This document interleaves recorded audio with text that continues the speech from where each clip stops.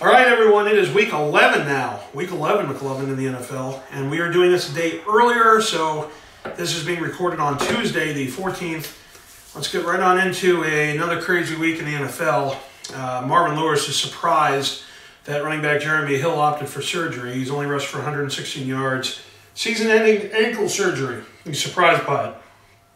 I guess if he's hurt, he's hurt. I mean, he's surprised that his guy took the surgery. Yeah. Hey, it's a player's call. I guess he felt as though he could have played. Obviously, Hill doesn't think that Cincinnati has a chance, which they don't. So, he made the best decision for his career. So that's that. All right, John Fox, Bears replay booth agreed with Bot's challenge. The play cost the Bears a chance at points in Sunday's 23-16 loss to the Packers, and John Fox wishes he could have it back. Did you see the replay? So it was a guy was reaching for the end zone, and he thought Fox thought that he had possession of the ball over the end zone, which would have been a touchdown. And under the replay, it showed that he actually fumbled the ball. So Chicago technically won the challenge, but they turned the ball over to Green Bay, who got it at the 20 because he fumbled the ball through the end zone. Yeah. Burke's Dirk Cotter, confident Jameis Winston will play again in 2017. Jameis Winston will miss at least one more game to let his sprained AC joint in his throwing arm heal. After that, though, it's unclear. Well, I think they're a better team with Fitzpatrick. I mean, I just think he's a better quarterback than Winston is. I mean, and Fitzpatrick's a terrible quarterback. So I don't like Winston. I think he sucks. I think he's always going to suck. I think he, is too much of a rah-rah guy. But I just don't see any value in Jameis Winston's going long term.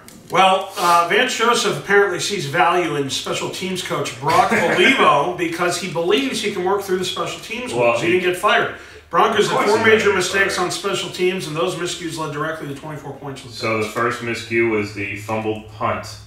Patriots go 3 and out, and they punt, and the guy completely botches the punt and fumbles it, and the Patriots score a touchdown. The second was a kickoff return by Dion Lewis, who took it to the house. That was the second one. The third one was the blocked punt by Rex Burkhead. And then the final one was, what was the final one? I know there was another. 2 many men on the field. Yeah, 12 guys on the field and a first down. So, it was funny watching this guy on the sideline. He was looking for people to yell at, but he couldn't find anybody. So, I know Vance isn't. He's not going to fire anybody. I mean, if it didn't. I mean, even with those, they still would have lost the game. And really the special teams cost them, arguably, 20 points. But, it was a tough game. Denver's garbage. They're just straight garbage. They're a bad football team.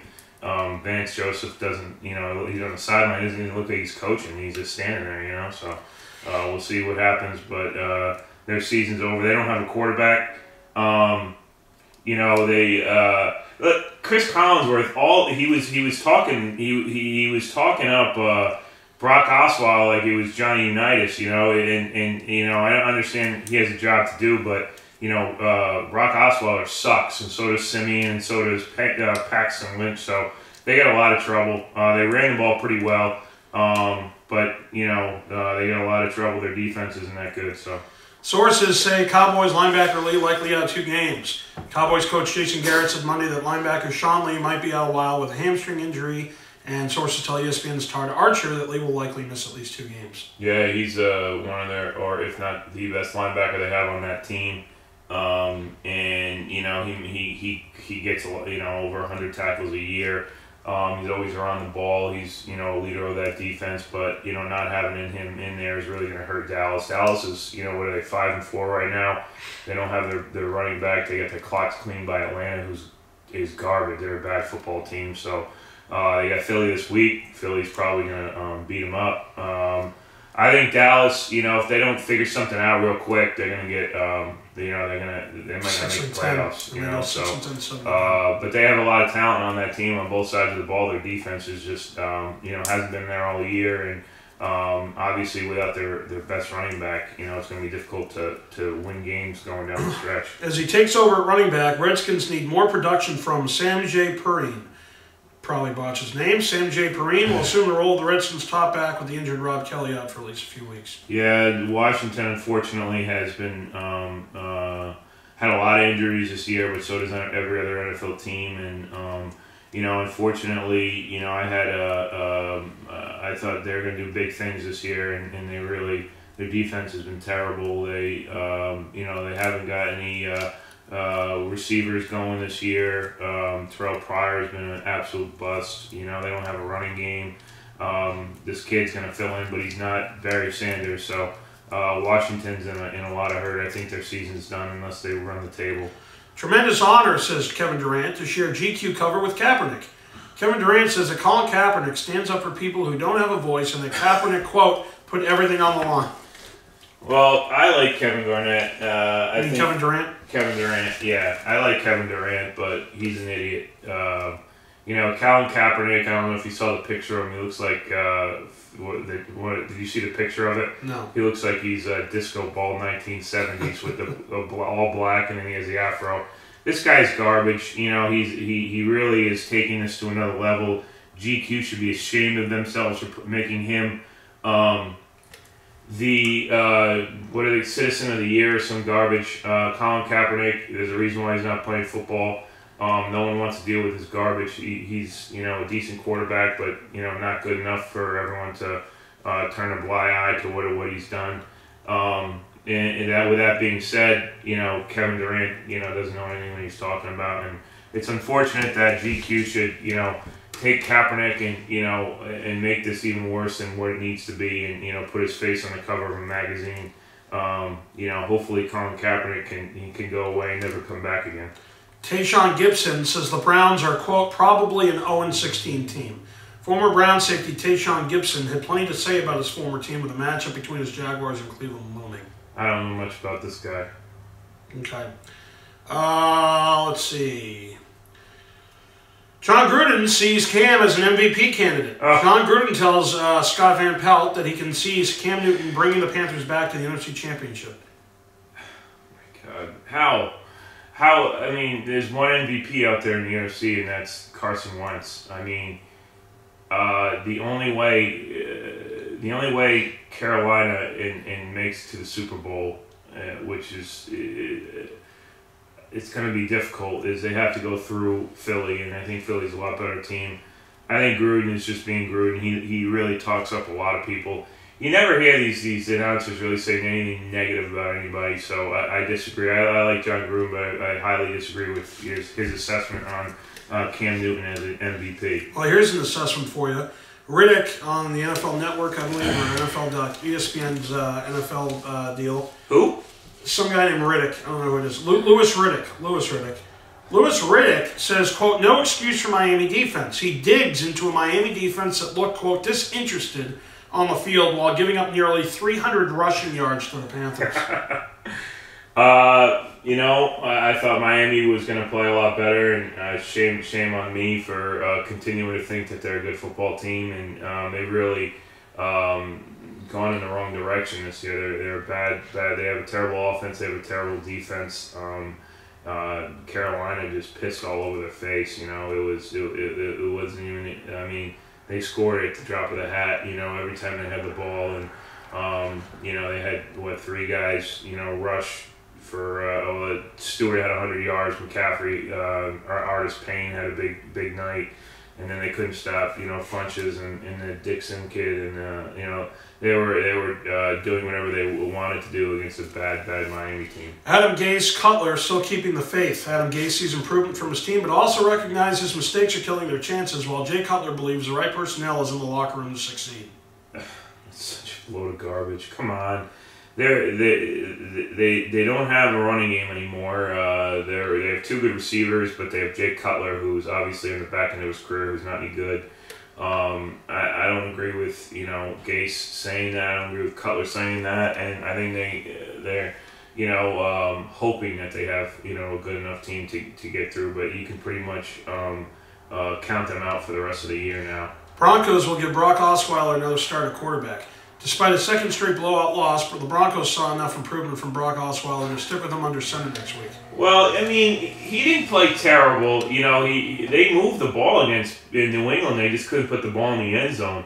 The first 2 or 3 drives, you know, they moved the ball. Sanders had like 114 yards. 14 yards. At the half. Exactly, and you know they had moved the ball down twice, and they kicked the field goal both times. So I don't think Osweiler played terrible, but to sit there and say, you know, he's moving in the right direction, he's really not that good of a quarterback, and I guess you have to take something positive out of it, you know. But you know, I don't see Brock Osweiler automatically becoming who people thought he was. He was never a great quarterback. They just, you know, anointed him a great quarterback, and then he played his game, and his game's a failure. So Jaguars approaching crisis mode at receiver with Allen Hurns' injury. The Jaguars have only 3 healthy receivers on the active roster, and they don't have a lot of options now that Allen Hurns is injured. Well, they get the kid Lee, who is a top-notch guy. Allen Hurns is a good football player. He's a tough football player. Yeah, losing him, I think Jacksonville is 6-3 this year though. So they've overall had a good year. They've had some injuries. They had Fournette down, 2 or 3 games, but you got to give a lot of credit to Doug Marrone and Blake Bortles down there. They've actually have a great shot at winning that division. So we'll see. It's going to be either them or Tennessee. I think you can stick a fork in Houston. They're terrible without Watson. And who's the other team down there? The Colts. The Colts aren't playing that terrible, but they're not gonna win 10 or 11 games. So Jacksonville could come rise like the Phoenix and win that division. We'll see what happens. Case or Teddy? Zimmer says he knows who will start at QB, but he's not saying. Mike Zimmer is mind made up, and he says he knows who the Minnesota Vikings will start a quarterback on Sunday against Los Angeles Rams. Yeah, they have to play Case. I don't understand what the debate is. I mean, this is a guy who played outstanding last week against Washington. His numbers, I think he had 3 touchdown passes and over 300 yards. There shouldn't be a debate. This guy has been playing excellent all year long, and they're sitting there at 7-2. They're going to win that division. It's probably arguably the best game of the week. Both teams 7-2. Who thought Minnesota was going to be playing the Rams, and they both were 7-2. In the middle of the year. So I don't even think there's a debate. Case Keenum has done an unbelievable job.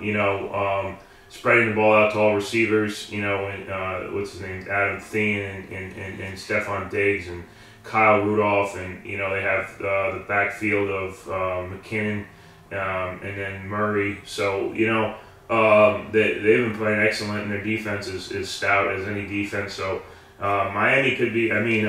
Minnesota could be a sleeper to maybe get to the Super Bowl this year. It's not out of the realm of possibilities. At home. Yeah, Dontrell Inman helps, but Bears still have crisis at wide receiver. It took Dontrell Inman 1 game to establish himself as the Bears' best wide receiver. Unfortunately, that says something about the rest of the wide receivers. That's correct. Yeah, I don't even know who this guy is, but the Bears, they've shown signs of they have a lot of young guys. Trubisky's actually played pretty well, all things considering, but they're years away from being a solid NFL team. Struggling Ravens offense can gain big spark from, quote, little ball of muscle. The Ravens passing game should get a jolt from the return of Danny Woodhead, who was proven to be one of the NFL's top receivers out of the backfield. Yeah, Danny Woodhead, seems like ages ago he was with the Patriots, but he's actually had a pretty good, solid NFL career. Bouncing around from San Diego now with Baltimore. So he's a tough player. He's been injured, but I think he's going to add a lot to that. Baltimore team who needs to really, what do we say? They need to go 7-1 to have a shot making the playoffs. Broncos have been bad in the first quarter. The Broncos have been outscored by a combined 55-12 in the first quarter of their 6 losses. That's terrible. I mean, in the last 2 games, what did they give up? What did we say? It was 92 points. 90, I think it was 92 or 99, something like that. 92, I think it was 92 points, 41 and 51, back-to-back weeks. Granted, they played 2 high-powered offenses, but anytime you're 55-6, you're down 55-12 in the first quarter. You're never going to win football games. That's the bottom line. Playing Blaine Gabbert on Sunday could settle the Cardinals' quarterback situation. There's only one way the Cardinals can find out what they have in former first-round pick Blaine Gabbert, and that's by seeing him out on the field. Are they thinking about playing him? Yeah. Oh, they should stick with what's his name, the kid from Michigan State. I can't think of his name, but I don't think Blaine Gabbert has any value down there in Arizona. His name's Stanton. Drew Stanton is the guy that who stepped in over the last 3 or 4 years for Carson. So I think they should leave Stanton and Blaine Gabbert's hasn't played this year and was terrible last year for a reason, because he's terrible. Jaguars projected to be a near lock to make the playoffs. According to ESPN's Football Power Index, Jacksonville has a 98.5% chance to advance to the postseason for the first time since 2007. That's crazy. 98%. 98.5% chance to make the playoffs. That's insane. Stephen A. Well, I mean, okay. That's saying they're going to make the playoffs. Basically. There's 7 games left. I know. Look, I hope they didn't just jinx them, but that's how can you make that? How can they say that? What is New England's? I don't know. It didn't say. What's Kansas City's? It didn't say. It just that's the article. It's just Jacksonville's 98.5. I hope that doesn't jinx Jacksonville. Stephen A. Cutler is a disease. Stephen A. Smith says Jay Cutler is horrible, and whenever a team needs a pick-me-up, the Dolphins are an ideal matchup. Well, Stephen A. needs to stick to basketball. We've been over this many times. He knows what he's talking about basketball. And the fact of the matter, like I saw Chris Carter doing hockey the other day, and it's just like, look, these guys need to stick to their sports. Stephen A. is a big mouth. He's going to talk about anything and everything underneath the sun. I don't disagree with him in this case. I don't think Jay Cutler is the answer for any team. I honestly believe if we put all this Kaepernick bullshit to the side, and if they had Kaepernick down there, they'd be a lot better team with Kaepernick at Miami than they do with Jay Cutler. But obviously they made the decision to go with Cutler, and they stand where they stand now. 49ers aiming to make the best of late bye week. 49ers coach Kyle Shanahan said he will spend some time working with quarterback Jimmy Garoppolo during the bye week. Yeah, I think you should look to see him play in week 12. I think that you gotta see what he can do. Obviously, you can't get him hurt, but at the same time, the kid Bert Hart or whatever had the game of his life Bethard or whatever. He had the game of his life last week against a tremendous Giants team. So. Jimmy's the future, but they still want to see what they got. So, Max Kellerman. Kaepernick was right choice for Citizen of the Year. Oh, God. Max Kellerman says he agrees. He's probably just saying this just to get a rise. Max Kellerman says he agrees with GQ naming Colin Kaepernick Citizen of the Year for bringing light to racial injustice. It's like, I don't even want to talk about it. Don't ever ask me about Colin Kaepernick ever again. Stephen A. Ever. Jones wouldn't have issue with Goodell if Zeke wasn't suspended. Stephen A. Smith explains that Jerry Jones would not be getting in the way of Roger Goodell's contract extension if Ezekiel Elliott wasn't fighting with the NFL over a suspension.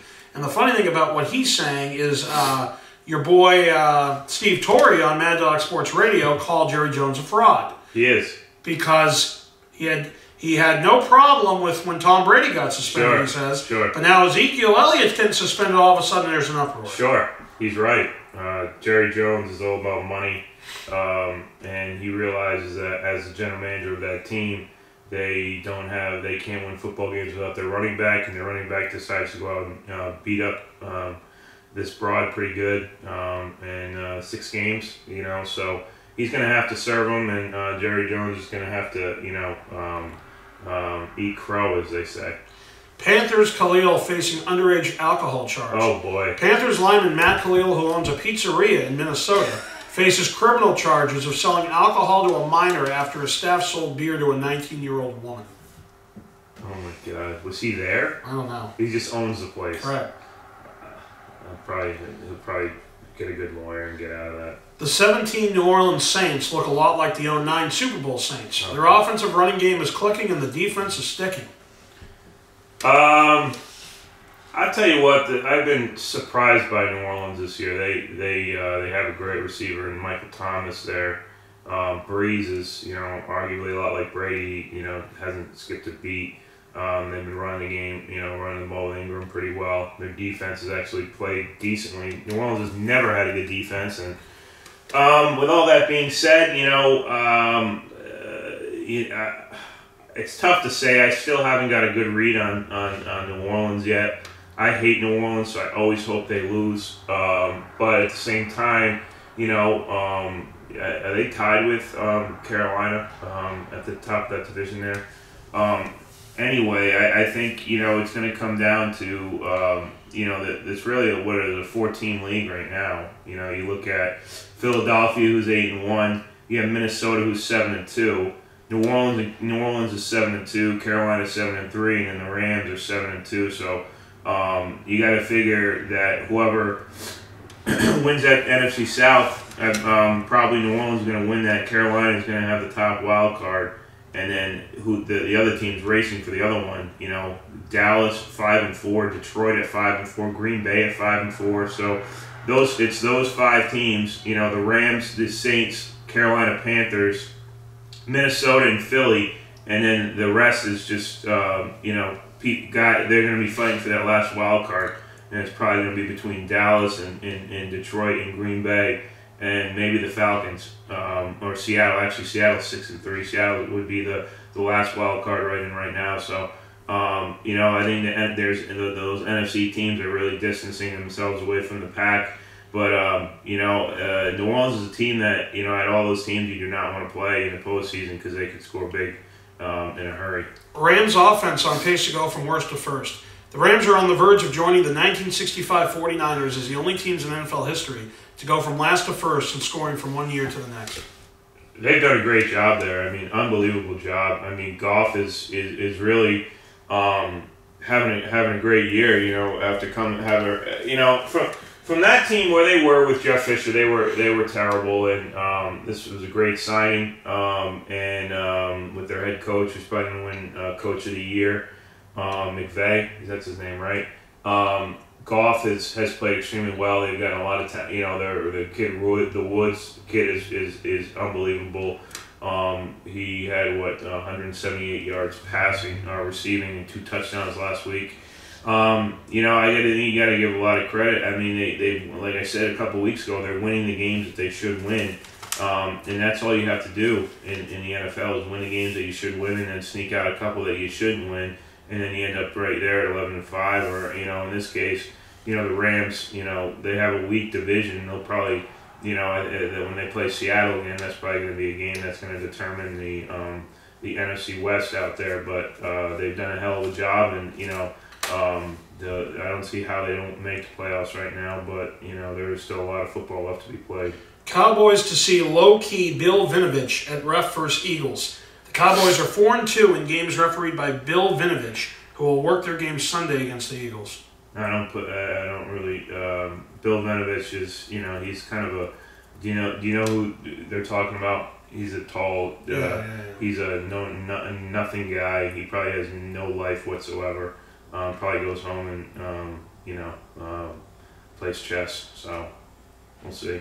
Chuck Pagano could be entering his last bye week as coach of Colts. With the Colts 3-7 and sporting the NFL's 4th worst record entering their bye week, it looks as if Chuck Pagano's days as coach are numbered. Oh, definitely, he's done. He's done. You can look at a lot of these teams. He's gone for sure. If you look at the AFC playoff picture, it's technically right now Pittsburgh has the number 1 seed. New England's a 2, Kansas City's a 3, Tennessee's the 4, Jacksonville's a 5, and Buffalo is the 6th seed. If you can believe it, the Bills, who are they're playing terrible right now. And then the teams right on the cusp there are Baltimore, Oakland, and Miami. So the AFC is nowhere near as talented as the NFC. I think if you look at the best teams in football, I don't put Pittsburgh as the best team in football. I think we were talking about the most overrated 7-2 team out there. I think when you look at the best teams in football, you got to look at Philadelphia, you got to look at Minnesota, you got to look at New Orleans, the Rams, and then obviously New England's in there. But I don't think that if you look at the top 7 teams in the NFL, I think only one of them comes from the AFC and New England. So I think it's New England's definitely their conference to lose. Kansas City's really flattened out. Tennessee's decent. Jacksonville's okay. Buffalo. If Buffalo's in there as a playoff team, that shows you how bad the AFC is right now. Why isn't Christian Hackenberg playing? Quote, this isn't AAA. Jets quarterback coach Jeremy Bates reiterated the team's stance that Christian Hackenberg hasn't shown enough so far to merit playing time this season. Oh my God, what is their obsession with this guy Hackenberg? Is he the next Brett Favre or something? Just play him. Who cares? Sick of it. Yeah. Steelers could turn a no-huddle attack to boost passing game. Steelers quarterback Ben Roethlisberger might be calling more plays than usual from the line of scrimmage with a short week of preparation for the Titans. I'll tell you what, Pittsburgh, if you look at Pittsburgh, they're just sneaking out these wins. I mean, they're playing some bad football teams, and they're just about winning. It boggles my mind because you're sitting there and you're like, okay, the Jaguars beat them 30-9. Okay, they go on the road and beat the Chiefs. If you can believe that, they sneak by the Bengals. They just about beat the Lions. They just about beat the Colts. I mean, these are some bad football teams that they're staying close with. Like I said, I whatever Ben Roethlisberger. I mean, as long as they have so much talent on that offensive side of the ball, and they should be cleaning these teams' clocks, and they're not. And that's why I think that Tennessee can go in there and give them a tough game on Thursday night. Ben McAdoo, quote, the desire to finish is the problem for Giants. Pro Bowl cornerback Janoris Jenkins in particular failed to, quote, get the guys on the ground on several plays, according to the coach. Well, I don't know why he's just singling one guy out. I mean, they got killed by a team that didn't have any wins in San Francisco. And look, I think it's just going to go from bad to worse. They got to do something soon because everyone on that team is giving up. I mean, I don't care what anyone says, whether it's an actual player or a source that doesn't want to be named. Whoever's they've given up on it's McAdoo there for sure. Teammate says linebacker Burfict being provoked by refs. No, give me a break. A Bengals player says he has heard officials cursing at Vontaze Burfict on multiple occasions, and there is video that shows officials coming into contact with the Cincinnati linebacker 3 times in the past 4 games. Who's this teammate? Pac-Man Jones? I don't know, it doesn't say. Vontaze Burfict should be in jail. Never mind. He is a guy that is a first-round talent. I think the draft said everything about him, and he didn't even get drafted because he's such a convict. So bye-week work could pave way for 49ers Jimmy Garoppolo to start. While Coach Kyle Shanahan remains non-committal in deciding on starting QB, Garoppolo's work this week could help him move into the number 1 role. I think he will play. Can Andy Reid reroute the Chiefs to what they were early in the season? Kansas City had a week off to find a way to recapture its early season success, with reestablishing Kareem Hunt seeming like a good place to start. Yeah, I'm surprised they got away from giving him the ball 10 to 20 times a game. I think Kansas City's sitting right there. I think they're 6-3, but at the same time they've lost some games that they should have won. But it all comes out in the wash because they shouldn't have. They won a game against New England that they maybe should have won. It was early on, but I think like I said earlier in week 1 or week 2, the video that we did, I think you're going to see that same matchup again. Kansas City in New England for the AFC Championship. Los Angeles Chargers, by the way, quarterback Phillip Rivers enters concussion protocol. Mm-hmm. Chuck Pagano says the medical staff handled Brissett just fine. If we go to these scores now, let's go into last week. I made a mistake, and I want to correct it. CV Gunn and Levmaker both beat McLovin last week at 7-6. McLovin went 6-7. So again, you guys have noted that you guys are getting gift cards, and you'll receive those like everyone else will at the end of the Super Bowl. And let's go over the standings from last week. So, in the number 1 division, we have Yes to Anything That Is Cool Awesome went 11-3. CV Gunn went 12-2. Had the best record of anybody last week. Dan McLean 8-6, Vadix 9-5, Lovemaker 10-4. Steve Goldman did not put his picks in, so he plummets. Steve, what happened, buddy? 0-13, and Cali Guy, good for you, man. 11-3 for Cali Guy. So here are the updated standings. In first place now, we have CV Gunn at 91-55. Second place, we have Yes to Anything That Is Cool Awesome at 90-56, a game out. Third place, Dan McLean was leading the league all year, has fallen to 88-58. Nosedive. Nosedive. He's 3 games out. Fourth place, you got Lovemaker at 87-59. He's 4 games out. Fifth place, you got Vadix at 86-65 games out. Sixth place, you got Cali Guy out of the basement at 83-63, 8 games out.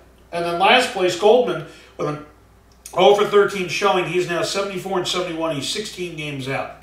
So, gift cards from Division 1, we have... 0-14. Huh? Should have 0-14. Oh, yeah. 0-14's right. 74, no, you're right. 74-72. 74-72. I don't know why I put 0-13. All right. The last week was 0-13. Okay. So he's 74-72. He's 17 games out. So, here's the thing. Yes to Anything That's Cool Awesome. You get a gift card, CV Gun gift card, Lovemaker gift card, and Cali Guy gift card. Now, in the second division, we have Jennifer Lynn went 10-4.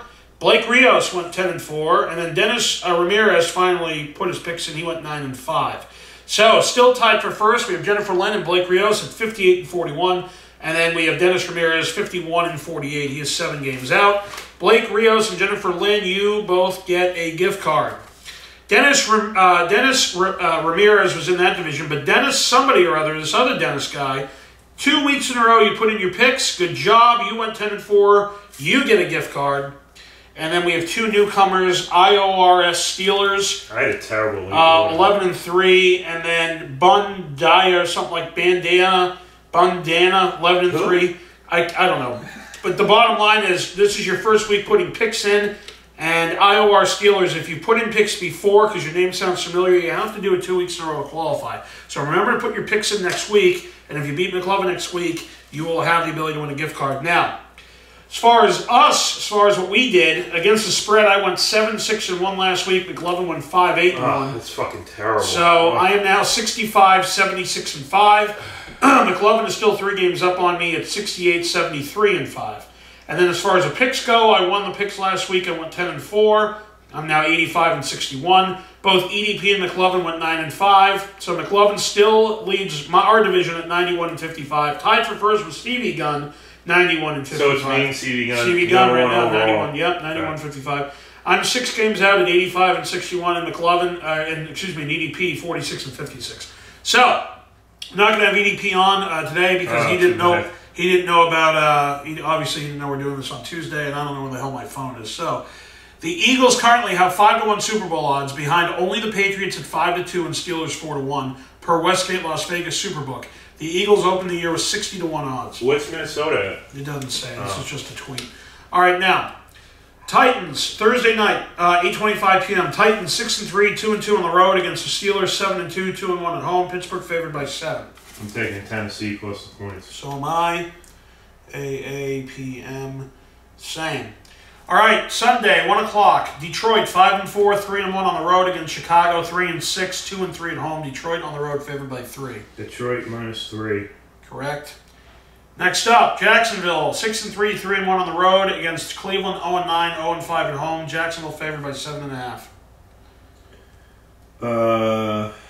Cleveland plus 7.5. I'm taking Jacksonville. Baltimore, 4-5, 2-3 on the road against Green Bay, 5-4, 3-2 at home. Baltimore on the road, favored by 2. Baltimore needs this win. Baltimore -2. Taking Green Bay. Tampa Bay, 3-6, 0-4 on the road against Miami, 4-5, 2-2 at home. Miami favored by 3. Oh my God.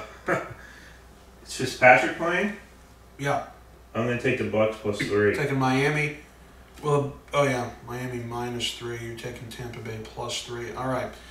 Los Angeles Rams, 7-2, 4-0 on the road against Minnesota, 7-2, 4-1 at home. Minnesota favored by 2. Oof, that's a tough game. That's going to be a great game. Yeah. I'm taking Minnesota -2. Taking Rams plus 2.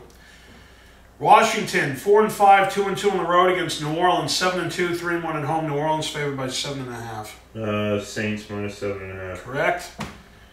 Kansas City 6-3, 3-2 on the road against New York Giants. 1-8, 0-4 at home. Kansas City favored by 10.5. Kansas City minus 10.5. Taking the Giants plus the points. Arizona 4-5, 2-3 on the road against Houston. 3-6, 2-3 at home. Arizona favored by 1. Arizona minus 1. I agree.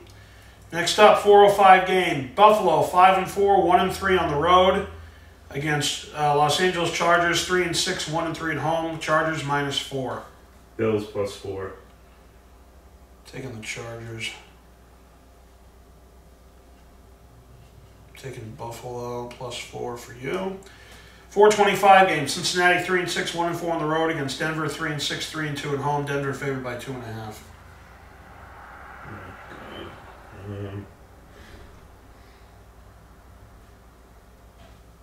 Bengals plus 2.5. I agree.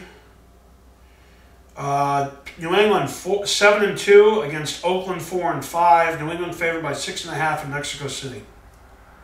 New England minus 6.5. Yep. And then the 8:30 p.m. game, great game. Going to watch that. Going to be pumped up for that.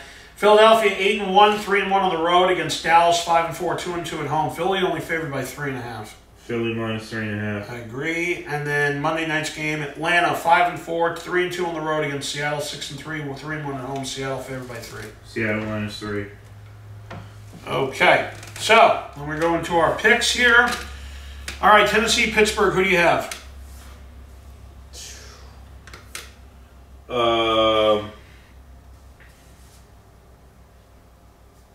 God, Pittsburgh. Taking Tennessee. Okay. Detroit and Chicago. Detroit. Okay. Jacksonville and Cleveland. Jacksonville. Okay. Baltimore and Green Bay. Baltimore. Taking Green Bay. Tampa Bay and Miami. Tampa. Taking Miami. Los Angeles Rams and Minnesota. Minnesota. Taking LA. Washington, New Orleans. New Orleans. Okay. Kansas City Giants. Kansas City. Correct. Arizona, Houston. Arizona. Correct. Buffalo, Los Angeles Chargers. Buffalo. Taking Los Angeles. Cincinnati, Denver. Cincinnati. I agree. New England, Oakland. New England. I agree. Philly, Dallas. Philly. I agree. And then Atlanta, Seattle. Seattle. I agree. All right, guys, this has been week. Are there bye weeks? Oh, yeah, bye weeks are Colts, Jets, 49ers, and Panthers. Okay, so there's 14 games? 14? Yeah, there's 32 teams in the league, right? Yeah. Yeah, 14 games. All right. All right, week 11 in the books. Thanks for watching, guys.